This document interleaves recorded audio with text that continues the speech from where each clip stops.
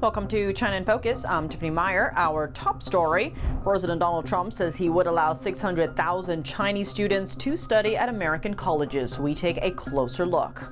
We're going to allow their students to come in, 600,000 students. President Trump warns China that the U.S. holds incredible cards. That comes as Washington continues its battle with Beijing over rare earth exports. I don't want to play those cards. If I played those cards, that would destroy China. Finland is condemning threats made by a former Hong Kong leader against practitioners of a meditation practice in a public park, calling the incident unfortunate and unacceptable. And more than $1 trillion has entered China's stock market, sparking an economic surge. We bring on a Chinese economics analyst to explain why investors are piling in and why the rally could be at risk.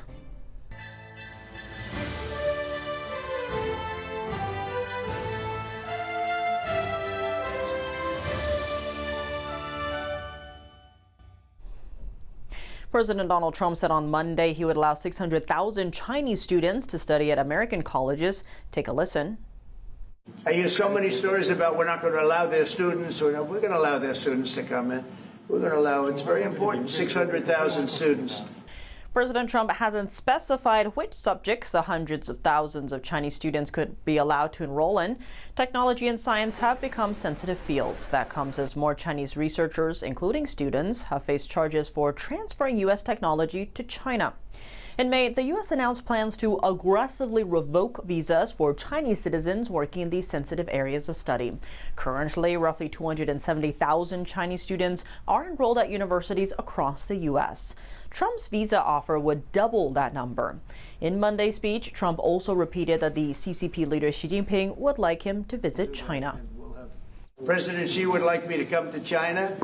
It's a very important relationship. As you know, we're taking a lot of money in from China because of the tariffs and the different things. And it's a very important relationship. We're going to get along good with China. Earlier this year, the Trump administration imposed an unprecedented 145% tariff on all Chinese imports. China responded with a 125% tariff on American goods. The high tariffs were paused in May following trade negotiations. However, Trump has continued to warn of additional penalties.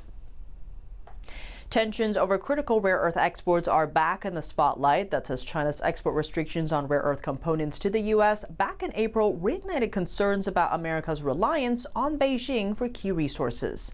Following recent trade talks, President Trump is addressing the issue again, warning that the U.S. holds leverage, not just airplane parts, but what he calls incredible cards.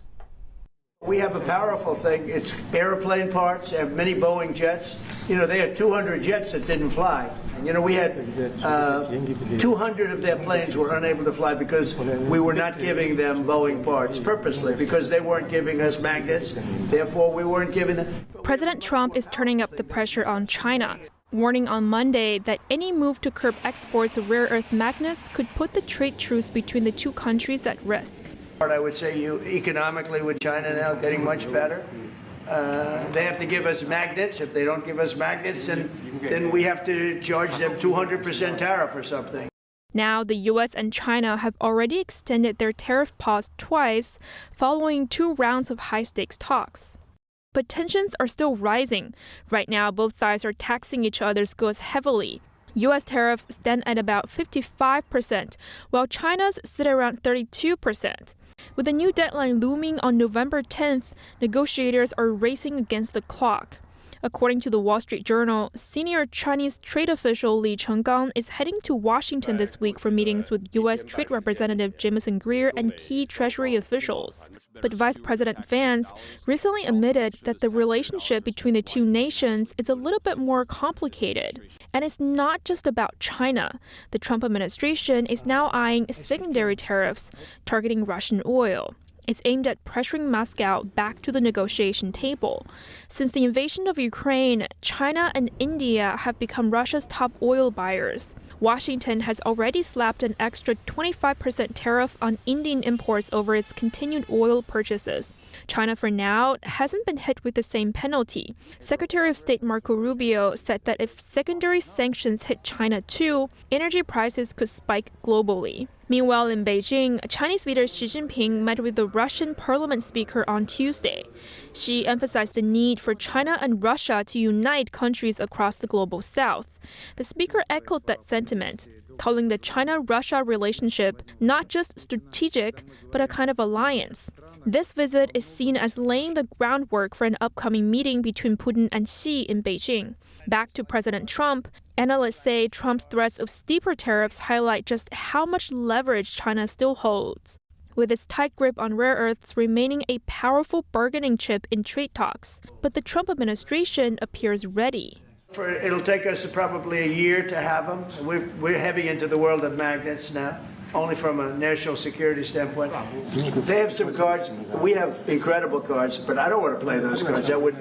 If I played those cards, that would destroy China. The president said he recently spoke with Xi and added that he's likely to visit China later this year. Finland is condemning threats made by former Hong Kong leader Leung Chun-ying against Falun Gong practitioners in a public park. The Finnish Ministry for Foreign Affairs called the incident unfortunate and unacceptable. It added that the freedom of assembly and expression are fundamental rights protected by the Constitution. Several days ago, Leung, Hong Kong's former chief executive, approached a Falun Gong information booth in a Helsinki park. Practitioners there were collecting signatures to raise awareness about ongoing human rights abuses in China. Leung became confrontational, demanding the names of those present, and vowed to look them up when he returns to China. Falun Gong, also known as Falun Dafa, is a spiritual practice that teaches truthfulness, compassion, and tolerance. While its practitioners are often seen meditating peacefully in public, over in China, they have been facing a brutal persecution since 1999. Millions are believed to have suffered abuse, and U.S. authorities have sanctioned CCP officials over their role in the repression. And that's all for today's China in Focus on YouTube. You can catch the full episode on Genjing World every Tuesday. To watch, simply click the link in the description box down below or search China in Focus at genjingworld.com.